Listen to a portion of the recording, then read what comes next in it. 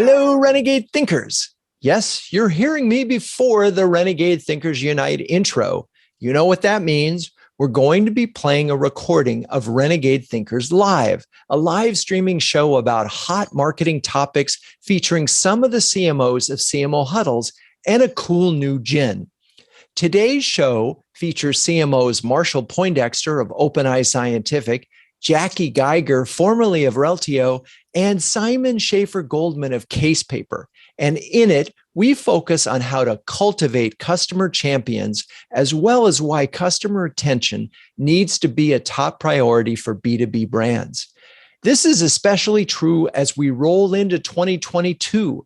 Customer-centric marketing can grow businesses exponentially in a myriad of ways.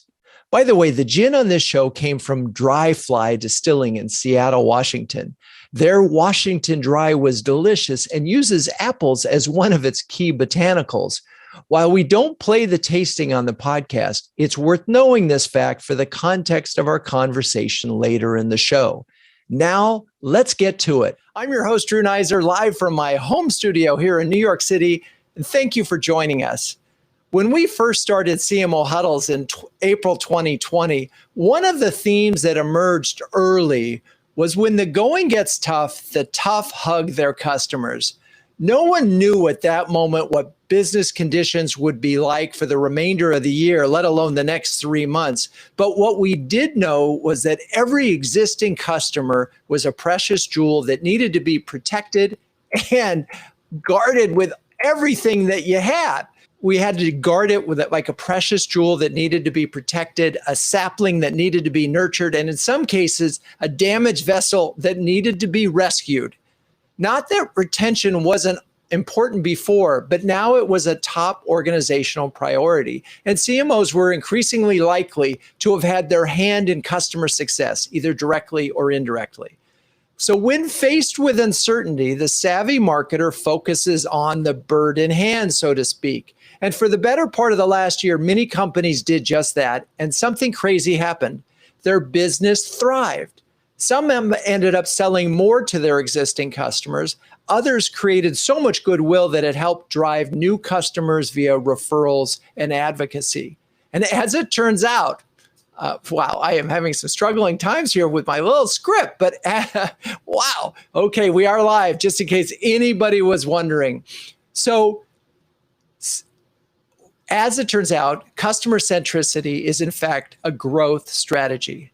Healthy, happy customers beget more of the same, especially if you can turn them into brand advocates. So the question of the hour is exactly how do you cultivate customer champions? To answer that question, let's bring on Marshall. You got to help me. Marshall Poindexter, the CMO of OpenEye Scientific. Marshall, how are you? Great. I am thrilled to be here, Drew. Thanks again for the invitation. Oh my gosh, and thank you for saving me from my opening there. But let's talk about customer-centric, being a customer-centric marketer. Where should this process start? Well, first of all, every marketer should be customer-centric, right? I mean, if not, why are we in this business of trying to drive awareness of our companies? But, failing that, I think there's 3 areas that a marketer should focus on to become more customer-centric. First of all, you need to understand, what your current customers are doing with your products.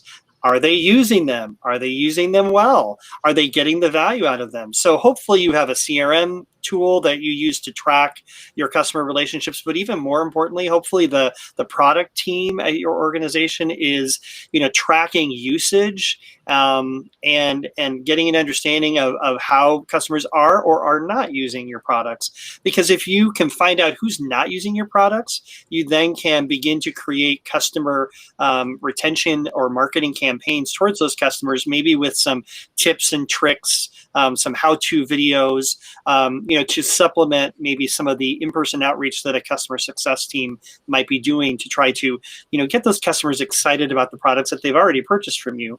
So you hopefully get more renewals. On the prospect side, I think, you obviously want to understand who your buyers are and create content that is going to, engage them, make them aware of you, and make them want to buy from you. So getting in their mindset, creating buyer personas. And then finally, you've got to let your customers tell your story for you through customer testimonials on video, in print form. If you capture why they're so passionate about you and your products, they're going to influence prospects to buy. So that was a lot that I've got to try to break down. But the first thing that you talked about was understanding the customer. And then the next thing that you talked about was making sure that they were using your service to its full advantage. And that was one area that I think a lot of CMOs were sort of surprised by when they circled back at the beginning of the pandemic and they went to their customers, particularly software customers. Either they discovered that they weren't using the product as much, or they didn't know that you could have helped them with this. And so I'm curious, in some of the things that you did, was that an important part of sort of getting, as the customer outreach was happening, were you finding some things out like that? Yeah, absolutely.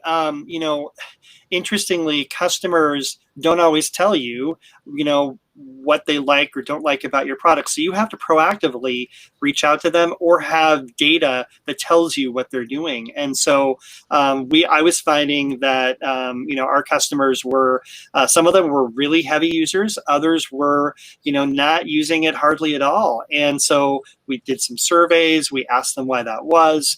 And then we uncovered at certain accounts that there were some issues with how they used our software that we could address with training, with tips and tricks, with educational marketing campaigns that help them see, wow, you know what? I didn't realize that I could do that. And so now I can, and I'm going to start using that part of the software. Yeah, and what I think is so interesting is I know we should be doing this all the time, but when business is good and you've got all sorts of leads coming in and you're acquiring new customers, it's easy to lose sight of your existing customers. But there's nothing like a crisis of a moment where you go, I don't know if there's any new business out there, to really bring you back to it. But I think there's an assumption, and this is one that you sort of learned, that you've got this customer and they know everything about you already. And so you don't want to bother them. But in truth, they really need your help. And they need your help to take advantage of the product that you're providing them. I think that's so interesting. The second thing that you said, or actually the third thing you said, was, getting your customers to do testimonials. And that's something that every CMO wants. We talk a lot about that in huddles, and getting them. But there's challenges to that. Not every customer wants to talk or go on the record or is comfortable. So was there anything that you all did to sort of generate and get your customers to be more comfortable giving testimonials? Yeah, I think it goes back to getting them to use your product and getting them excited about using your product. So if you do that work ahead of time, what we were just talking about, it's more likely that they would be open to it. I mean, sometimes you still run into challenges with large companies with their legal department that no, we can't really endorse your product in a public way. But there are ways to do that in news releases or as customer references that are a little bit more behind the scenes. But there's lots of ways to get people excited about your product, and then you just have to show them, if you tell your story, you could actually help more people benefit from this product as well. And a lot of times they're excited about that. They want to do it. Very cool. All right, we're going to dive into that a little bit more. But let's bring on Jakki Geiger, the former CMO of Reltio and star of episode 197 of Renegade Thinkers Unite. Hi, Jakki. How are you? Hey, Drew. I'm doing well. How are you? I am great. So let's talk about, where did customer success fit into your role at Reltio? Absolutely. Well, ultimately, the chief customer officer owns the KPIs for customer success, CSAT or NPS scores. But I personally believe that customer success is everybody's job, right? It's a cross-functional ownership. And for the CMO in particular, I feel like the customer experience starts with the buying process. So that's really where I spend a lot of my time, trying to figure out where are those friction points in the buying process that could be eliminated to make it easier to become aware of the company, to get educated so you're considered, to make it easier to make a decision about which whether our company is the right company to meet your challenges that you're trying to deal with, and ultimately making a decision and becoming a customer. So I feel fortunate because what I try to do is I try to develop personal relationships with customers. I try to get to know them. I have this belief that, customers are not companies, customers are people.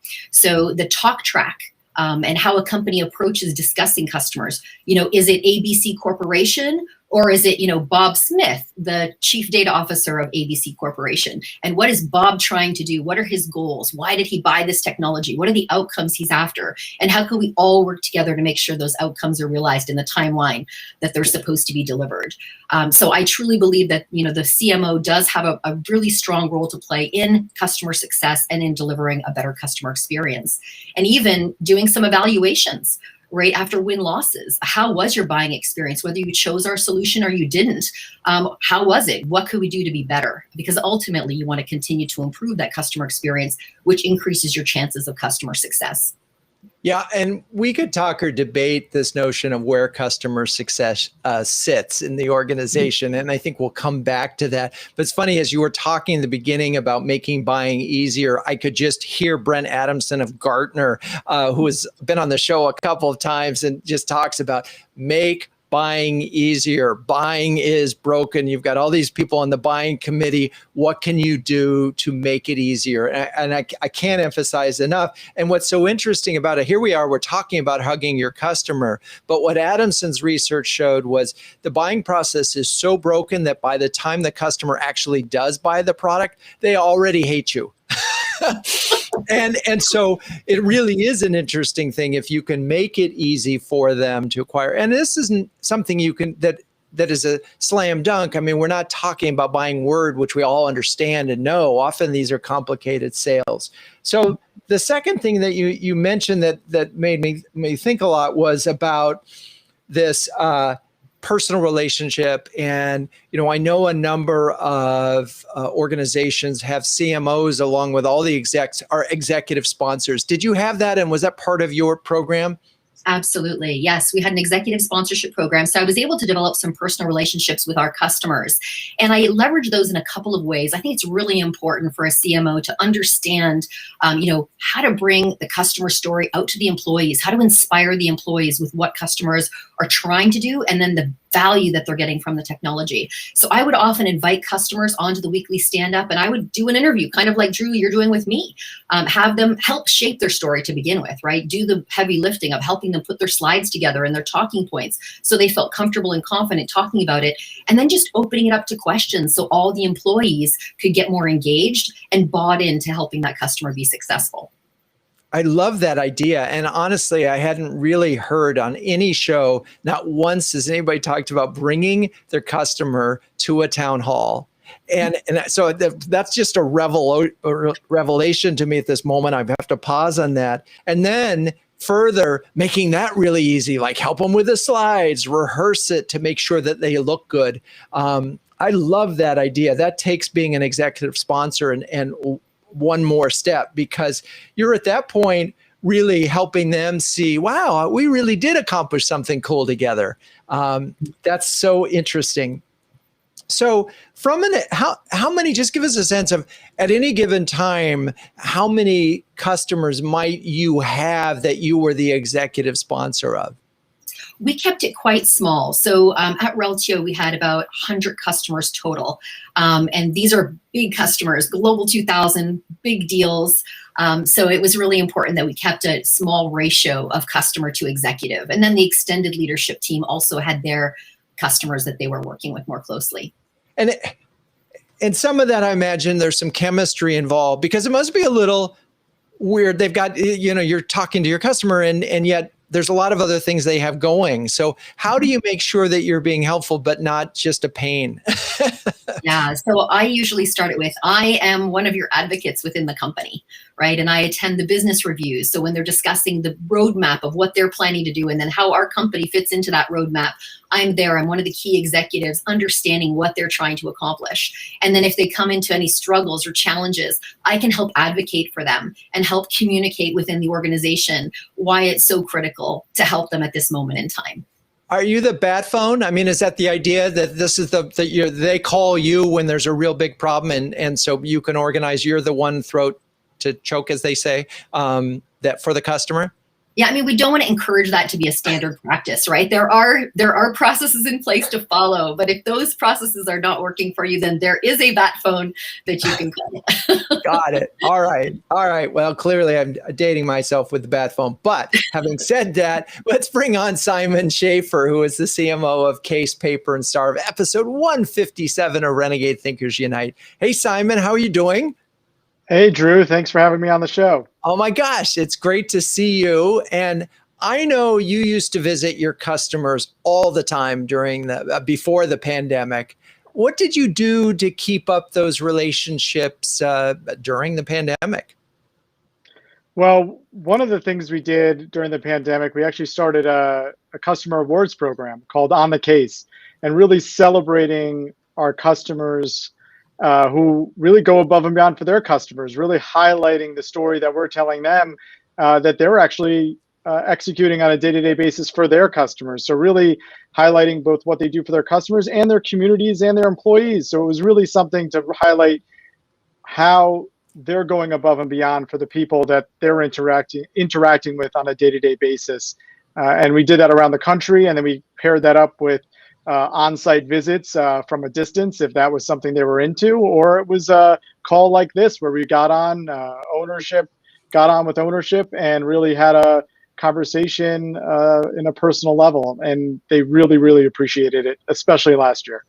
And that's so interesting because a lot of CMOs might not have launched an awards program when you had to do it virtually, but nonetheless that you did. Now, I happen to know a fair amount about this awards program, as you know, and I know that you had a lot of fun with it because your brand is about a lot of fun. I don't know if you can remember off the top of your head what some of those awards were or are, but I think it would help because humor is very much part of your brand. And I think that bringing humor even through the awards is just such a cool thing.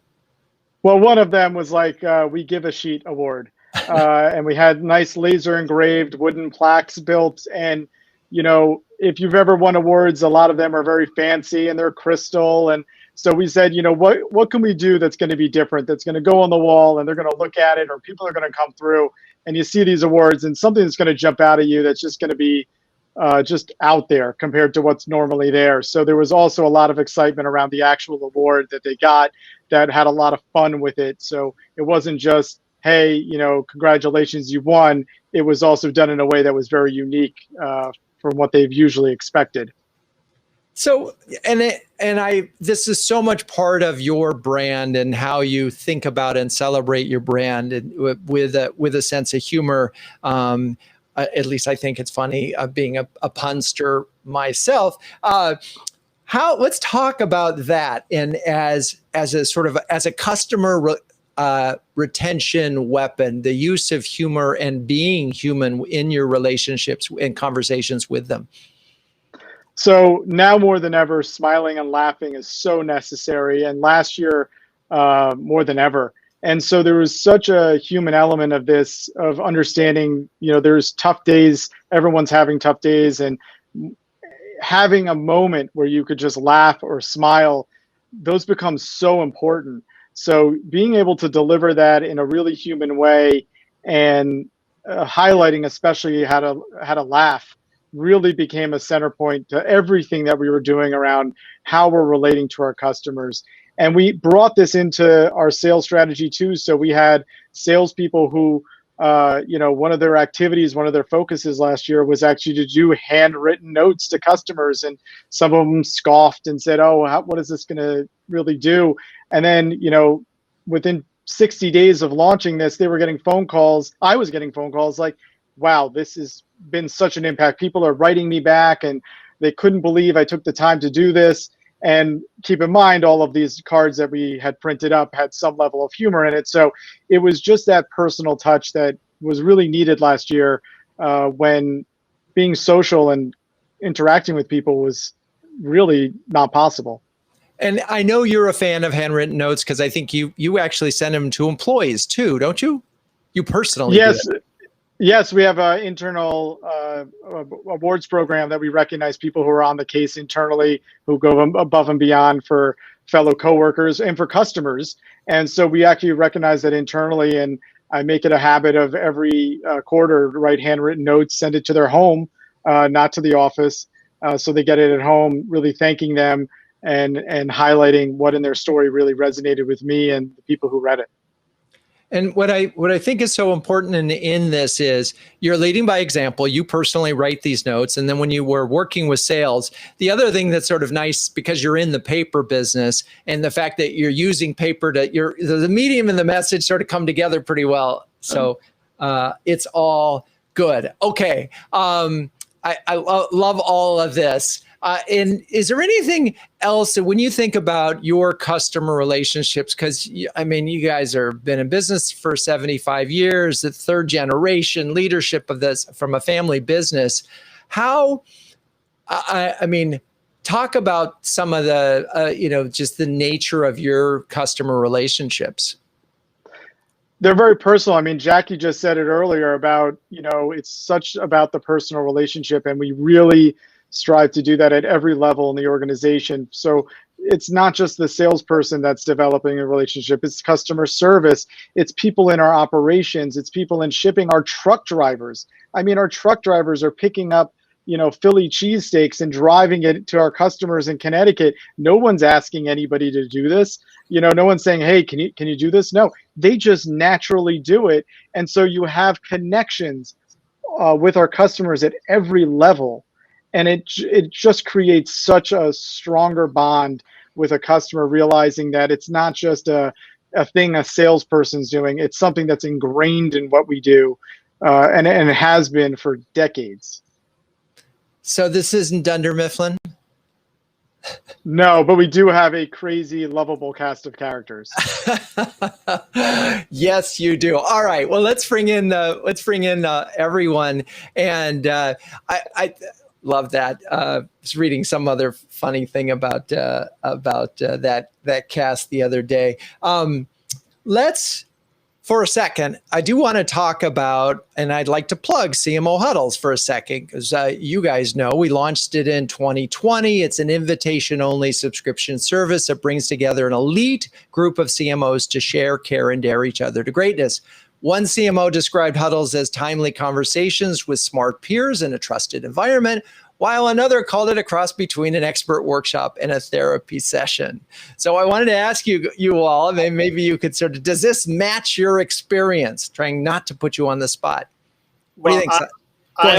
I'm a late addition to CMO Huddles. I just joined kind of at the beginning of this year, so I don't have the history that Jakki and Simon do, but it's an amazing group of people. I have met some really incredible folks that I'm learning a lot from. I've also been able to share some of my knowledge with, and I've gotten some great recommendations on vendors that I'm already, working with.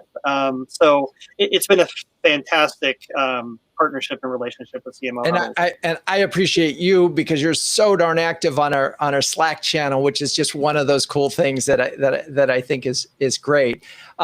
Simon, you're fairly invested being on the board of advisors. Any thoughts you want to share on CMO Huddles? Absolutely, and I'll give a tangible takeaway. I mean, early last year when we first started, I had a sales leader that came and talked about how can the salespeople get more involved in marketing and help have more input. And one of the huddles, somebody talked about how they developed and curated a sales advisory board. And so we went ahead and we actually implemented one of those. And it has been a huge success internally. I mean, the alignment between sales and marketing has never been better, as they really are invested in what we're doing. They're connected in what they're doing. And there's way more engagement in every aspect of what we're doing from a marketing perspective. And the adoption from a sales perspective is a lot better than it has been in the past. So, and that came from an idea that came from the group. I wish I could give credit to the person who brought that up, of course, but it came out of the huddles, that concept. Well, we do keep everything confidential, so it's okay that you didn't. There you go. All right. Well, Jakki, not to put you on the spot, but feel free to add, or we'll just keep moving. Absolutely. So I joined just around the global pandemic, and the questions I was asking was, what are other CMOs doing during this difficult time? So for me, Drew, it was really fantastic and valuable to have all these CMOs come together and be able to brainstorm and talk and share ideas and give feedback on what seems to be working and what doesn't work.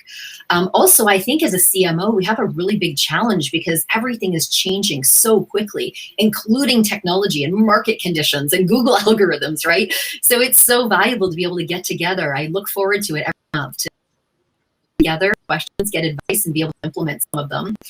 I'll say one of the most valuable ones for me this year was actually the Super Huddle, which was focused on CEO CMO relationships, where we all will brainstorm what to do, what not to do. So I always feel like there's really good actionable takeaways. Love it. All right. And Jakki has constantly reminded me that we need a call to action on everything we do. So if you are a CMO that can share and care and dare with the best of them, visit CMOHuddles.com. How's that for a call to action, Jakki? Good job.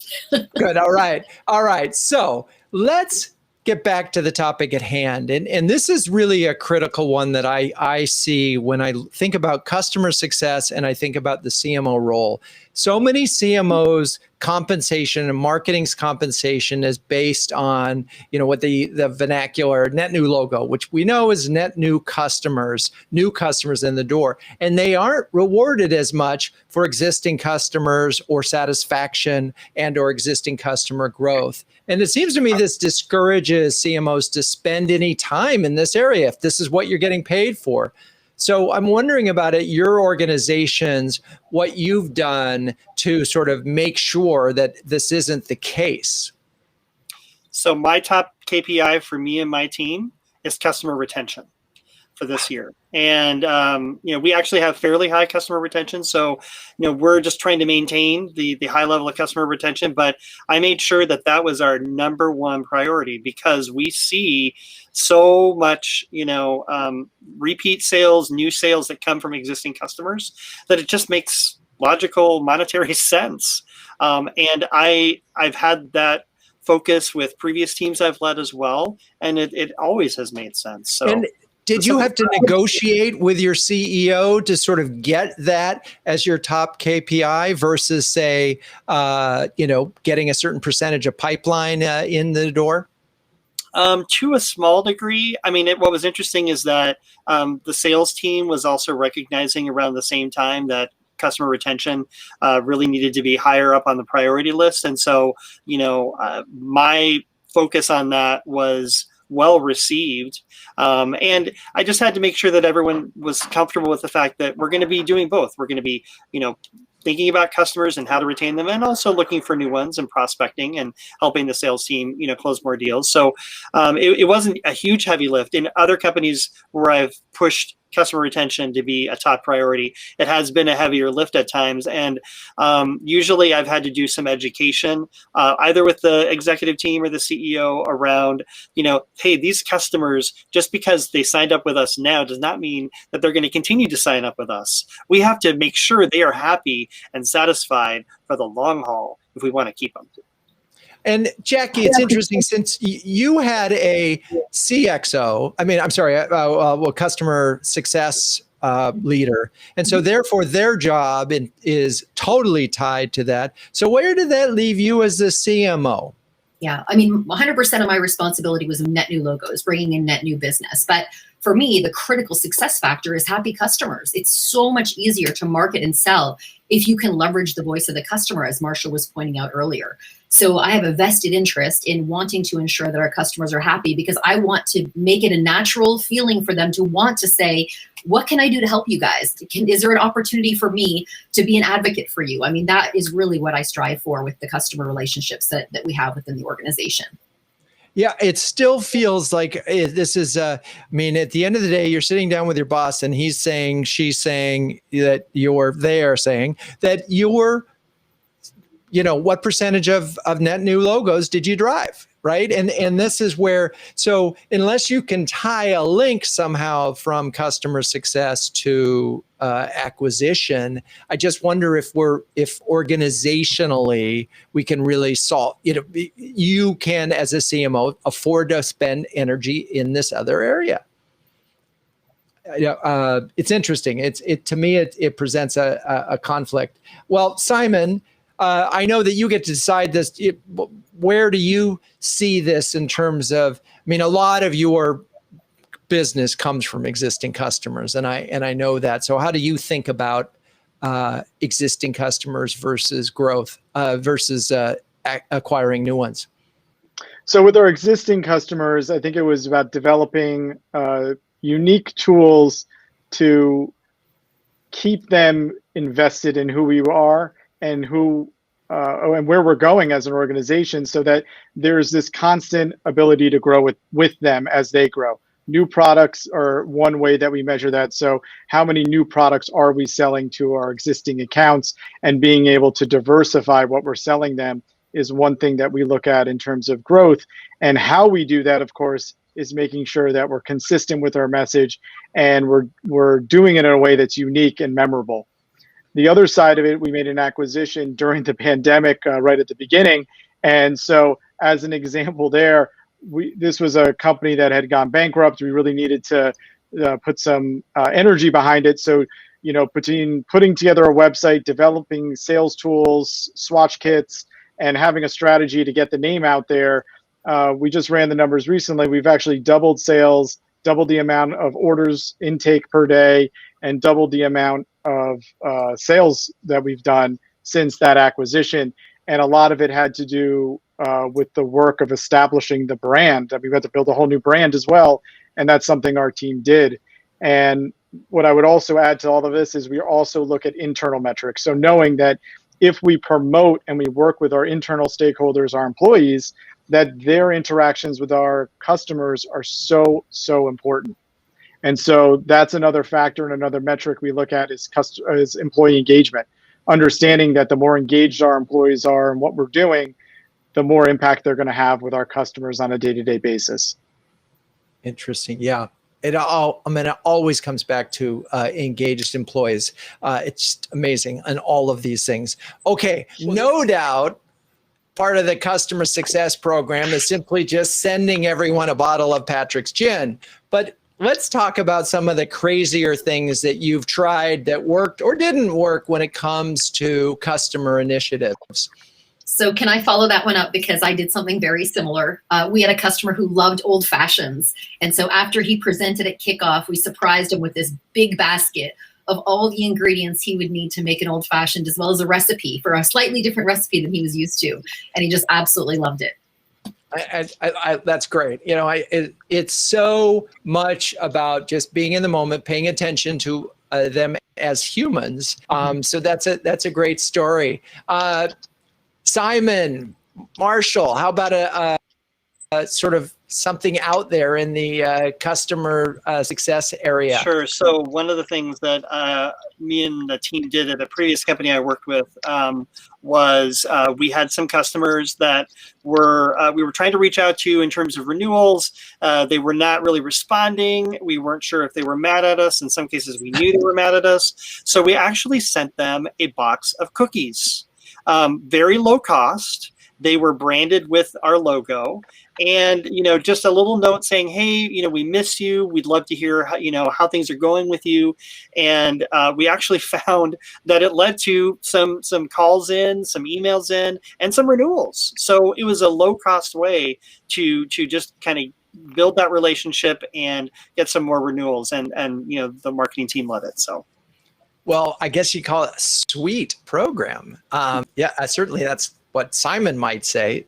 Very sweet program. So Simon, anything, we've already talked about the awards program in the middle of a pandemic, but I know you're a creative guy.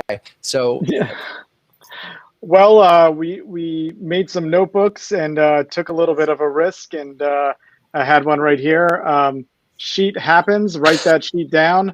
Might have been a little bit of a risk, sending it around to customers, but they absolutely loved it.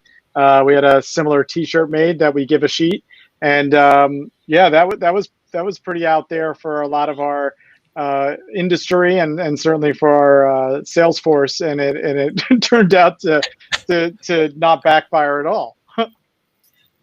But, again, I go back to this is consistent with the brand that you have developed over time. For those folks who don't know, Case Paper has a history. Even in the 60s, they were doing humorous advertising. So you have a humor in your DNA. And again, humor is an icebreaker. It creates all sorts of good ways. All right, so we have fun little things that we've done. We've got big initiatives that we've done. I'm really curious what metrics and what does, how do we measure this? And what are some of the ways that you look from a marketing standpoint? What does, maybe Marshall, you want to give us, what metrics are you looking at? So we're certainly looking at, straight up renewals. For existing customers, are they renewing at the same level? Are they, is their share of wallet increasing? Are they buying not only the product they already had, but maybe expanding into other product areas? So we're tracking that revenue vis-a-vis the marketing programs that we're doing towards them.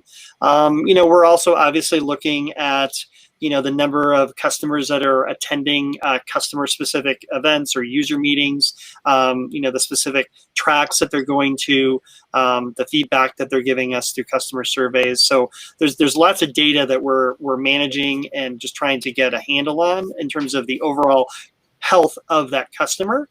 And is it good? Is it bad? Is it increasing? Is it decreasing? And what are the programs we can use to influence them?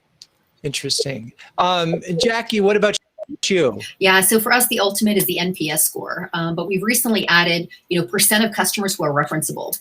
So one of the meetings that I really enjoy attending are understanding which customers are in the green, which ones are alive and happy that we can go approach to find out if they could be advocates for us. We have a lot of metrics in the customer success organization, but in marketing, I have some as well.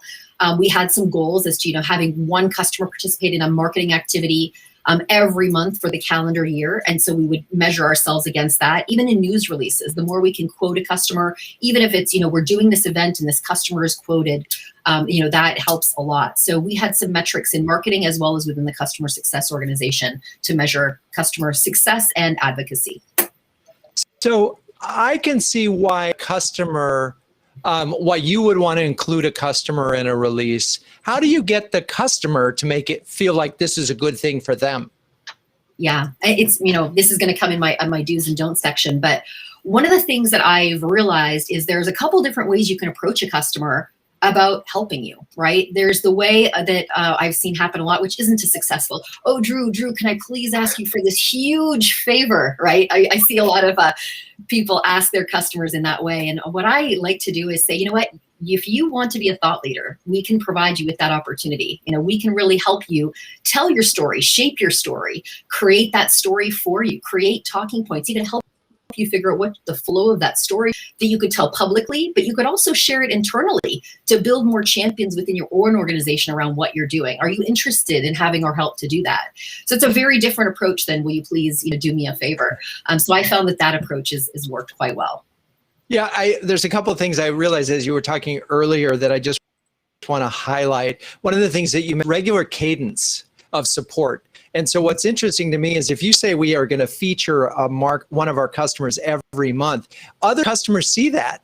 And eventually at some point they go, I want to be part of that. So that's a really smart thing to do, is think about the regular cadence of promoting it. I love this sort of assumptive, this is a good thing for you, we can teach you and help you in building your brand. This is if you would like to participate, as opposed to please. So very cool. So Simon, any other metrics that matter to you? Well, I mentioned it earlier, just tracking products sold and kind of diversifying the portfolio that we're selling to our current customer base. And then as that's kind of more of a lagging indicator, the leading indicator, we kind of look internally, like what are we doing investing in the salespeople internally? So is it coming from just one person or is it coming from a lot of people? And obviously, the more salespeople we can get engaged in diversifying, the more it's going to lead to that result. So we kind of look internal, we look external, and then we have some fun metrics because our guarantee is you're going to love us or like if commitment isn't your thing. And we do have a fun, getting emails from customers saying, thank you so much. We love you. Thank you for coming through. We love you guys. And we actually have them sent in to us, and we save each one of them. So the more emails like that we get, knows that we're heading in the right direction. So I know that's not a formal metric, but it is a fun metric that we enjoy tracking as well. The number of love emails, put that right on that list, very top of the KPI. How many love emails did you get? Well, okay, yes. This is the moment where we ask on this show, what would Ben Franklin say? And one of the things that we haven't really talked about is how important it is to choose your customers well before they become customers. And I know that we don't spend a lot of time thinking about that because we got to fill our pipeline and we get them through sales and we want to close deal. But it's interesting because sometimes there are customers that you can never satisfy. And so when I turn to old Ben, here's what he said: the rotten apple spoils his companions. The rotten apple spoils his companions. And as Melissa, our amazing producer, said, boy, is that tight, because we've already talked about apples on the show. But anyway, I do think there is an issue here. We're so busy trying to acquire customers, and they have a history of changing quickly. Is there anything in any of your processes that helps you sort of weed out that rotten apple? Yeah, so I'm happy to go first on this one. So for us, we have a set of use cases where we really excel and do well. But sometimes there'll be an opportunity for a sales rep to try to get a deal closed where they're just going slightly outside the use case to do something different, outside of the go-to-market strategy. And I find that when we do that, things don't always work out. So that would be my advice, is really try to stay in your lane, really understand who is your ideal customer profile. What do you really excel at in terms of being able to get people the results that they're expecting, and try not to stray too far outside of that. And then you can avoid getting the customers who churn. Marshall, any thoughts on that? What I've found, you definitely have to have the right buyer personas identified in terms of who are the target buyers and which ones are going to, potentially give you the largest amount of engagement over the long haul. But I also have realized over my career that many times that bad apple who could spoil the bunch just has an unusual issue, had a bad experience with somebody in your organization, what have you. They just need some love and care and attention. They need somebody to listen to them. And, marketing can partner with the customer success team to, create programs, campaigns, account-based marketing outreach to those particular accounts to really customize the messaging and get to why, what's going on with you? How can we help?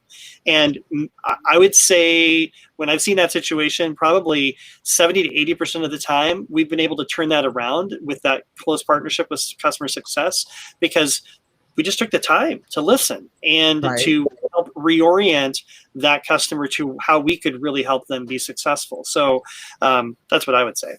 Yeah, and I think it's interesting. And by the way, Peter Weingard, who thank you for listening. And yes, dear Ben did say a penny saved is a penny earned, but I think it's a customer saved is a customer earned in this case. But in this notion, and Jay Baer wrote a book on hugging your haters and how those people actually end up becoming advocates. There's a difference, and this is the point I was getting at is, Jakki referenced it in this idea that you could bring them under for a false reason, like they wanted X and you really are delivering Y. But I do think there are still some that show through the buying process that they're just not right. That there is a mismatch here. And I don't know if there are enough filters in place, because they could be a persona alignment, Marshall, but they still could just have a history of churn. And, they eat up resources from customer success team. They eat up resources from tech support. They just don't know where this fits in, but I'm going to say there are some folks that just simply can't be satisfied. And at that point, you just say, here's your money and well, see ya. kind of thing, right? You need to walk away. Okay, we're going to move on that. I'm wondering if you've witnessed any attempts at trying to get customer advocates that went awry somehow, where you, and it doesn't have to be your organization. We can make fun of what happened at somebody else's, but I'm just curious if you've seen this and what lessons might have been learned. Simon, you got anything for me? I'm laughing. We do have one, and we had a customer that loved us, and this is their quote. We love you so much. You're so important to us. We don't want anybody else to know about you. So we don't want to tell anybody about you because we want to keep that a secret. So it was both very flattering and extremely frustrating at the same time. So trying to engage that customer was actually through our On the Case Awards, giving them an award and actually having them engage in that process. They didn't want to engage for that reason, which that was frustrating. There you go. That's hilarious. Yes, we love you so much. We do not want to share you. Wow. Marshall, anything in that area? I've had several situations where we identified a potential customer advocate, and then we got into it with them, and trying to map out their story and helping them map out their story, and then suddenly there was something that was going wrong with the product that they were using from us, and so then we've had to kind of regroup and try to get that solved before we could move forward. And a couple of times then we weren't able to get the problem solved to the satisfaction of the customer. And so we just had to back away. Now they didn't leave us as a customer. So we just had to we're biding our time until there's some new developments that can be put in place to really fully resolve their problem. So that happens. I mean, that's just the customer relationship, right? I mean, you have to be ready and adaptable for that. And as it's thinking of this, and one of the ways that's really important right now are the sort of the G2s and the Capterras and these places that have these reviews, and sometimes getting customers to go and do those. Jakki or Marshall, do you experience trying to get, Jakki, you do great. Talk a little bit about that and the challenge and how you overcome it. Yeah, so typically I try to segment our customers to figure out, who are those people who want to be the thought leaders, right? They already know the story they want to tell. They're pretty self-sufficient. Then there's the group who, probably doesn't know how to put the story together, so they're a little reluctant. They require a little more hand-holding. And then there's the group that just can't. Like, we cannot be advocates for you. We're not allowed to use the logo. We're not allowed to be quoted.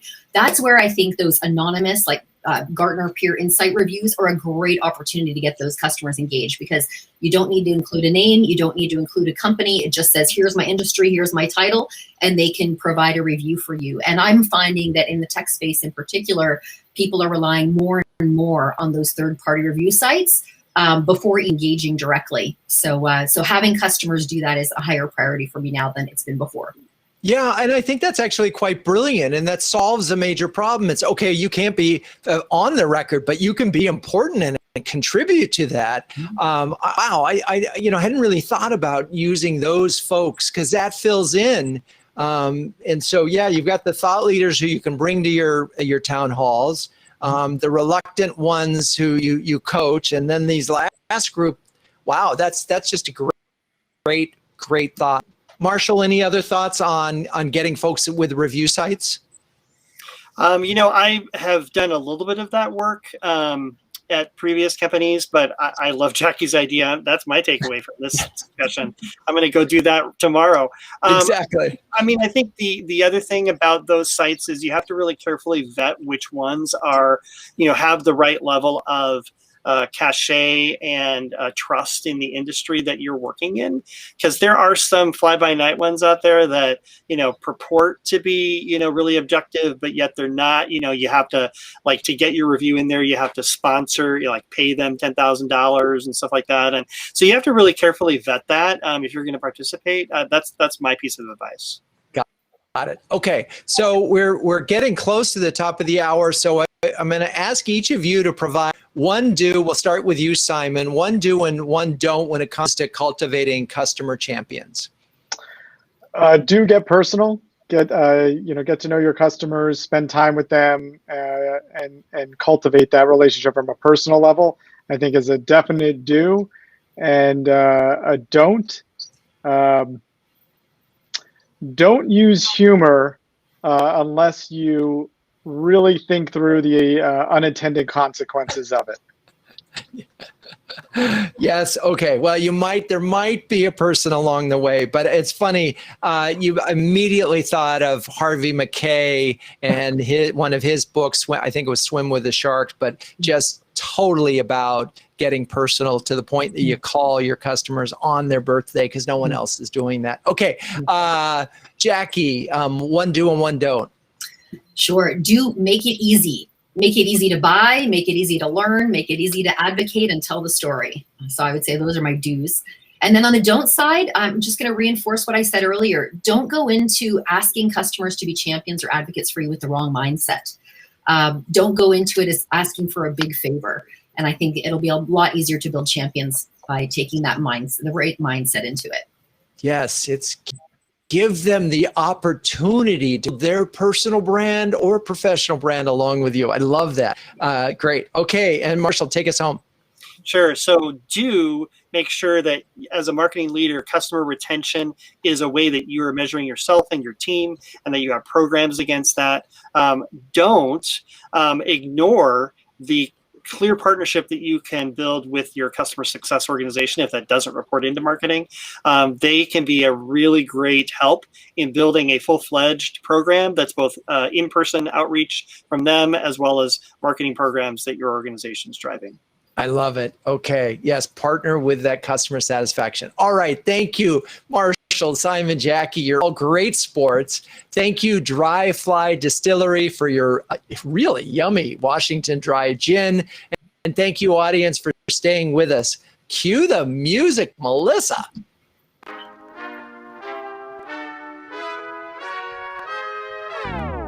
Renegade Thinkers Live is produced by the amazing Melissa Caffrey. Our botanical expert is Nicole Hernandez. For show notes and past episodes, please visit renegade.com, home of quite possibly the savviest B2B marketing agency in New York City. I'm your host, Drew Neiser, and until next time, keep those renegade thinking caps on and strong.